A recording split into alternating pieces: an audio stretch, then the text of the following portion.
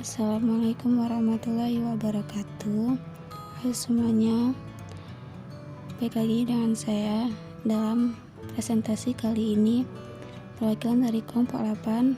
Kenalkan, nama saya Devi Mariski, NIM 20119343. Di sini saya akan membacakan presentasi yang berjudul Pengertian Islam menurut Al-Quran.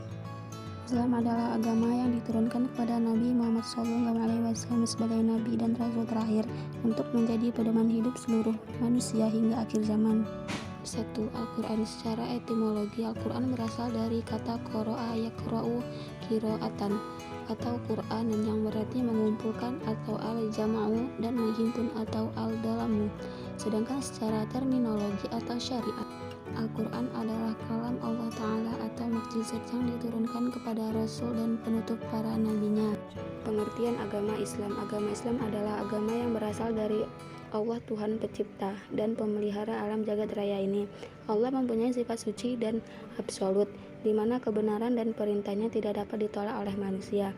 Norma-norma akhlak yang diajarkan Islam mempunyai pengaruh besar dalam membina manusia untuk berakhlak mulia dan berbudi pekerti luhur. 2. Makna Islam. Islam mempunyai makna yang luas dalam bahasa Arab, yakni 1. Aslama yuslimu islaman, artinya berserah diri, yakni orang Islam adalah orang yang berserah diri kepada Allah dan Rasulnya. 2. Salamatan, artinya selamat, orang Islam adalah orang yang akan selamat. Dan yang terakhir, silmun, artinya damai atau tentram, orang Islam adalah orang yang berdamai. Yang ketiga, orang Islam atau Muslim. Siapakah yang dimaksud dengan orang Islam atau Muslim? A. Orang yang telah menyatakan diri masuk Islam, mereka yang telah berikrar dengan syahadatain atau 2 kalimat syahadat disebut orang Islam. B. Orang yang lahir dari orang Islam. C. Orang Islam yang berada di negara Islam. D. Orang Islam yang berada bukan di negara Islam, mereka dapat menjalankan akidah Islam dan ibadah Islam. B. Sumber ajaran agama Islam. Sumber ajaran agama Islam ialah segala sesuatu yang dapat dijadikan acuan, pedoman dasar dalam menjalankan syariat Islam. Sumber pokok ajaran Islam itu ada 3 macam. Di antaranya yaitu 1. Al-Quran. Al-Quran adalah kalamullah yang berisikan firman-firman Allah diwahyukan kepada Nabi Muhammad SAW sebagai salah satu mukjizatnya. 2. Hadis atau sunnah. Hadis atau sunnah merupakan sumber ajaran Islam yang kedua.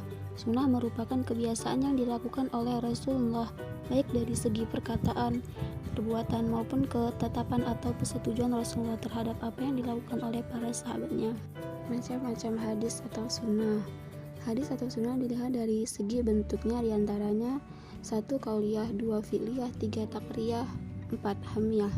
Hadis atau sunnah dilihat dari segi kualitasnya, diantaranya yaitu sahih, hasan, dhaif, dan maudhu.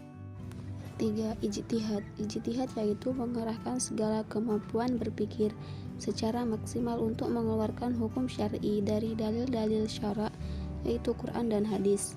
Ijtihad dapat dilakukan jika suatu masalah yang hukumnya tidak dapat di dalam Al-Quran maupun hadis, maka dapat dilakukan ijtihad dengan menggunakan akal pikiran dengan tetap.